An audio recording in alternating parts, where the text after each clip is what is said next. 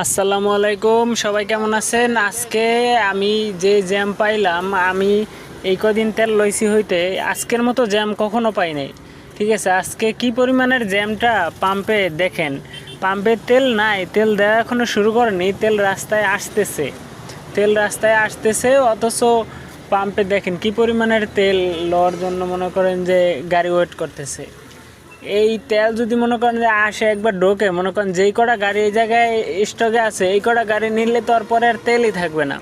তো এই যে আমরা পাম্পে যাইলেই যে তেল পাই না, এই সবাই এরকম ওয়েট করে তেল নিয়ে যায়। তেল এখন আসেনি, এই যে দেখেন ডান পাশে বাম পাশে, এই যে পাম্পে দেখেন কত বড়, অনেক পিছন থেকে আসছি, দেখেন কত সিরিয়াল লাগিয়ে রয়েছে। অথচ পাম্পে গ্যাস চলতেছে, গ্যাসের গাড়িগুলো গ্যাস দিতেছে কিন্তু তেল নাই। তেলের গাড়ি যে কটা আছে সব সিরিয়ালে ধরে আছে। এই যে পাম্প ফাঁকা, পাম্পের ভিতরে পার্কিং কইরা মানুষে দুপুরে খাইতেছে।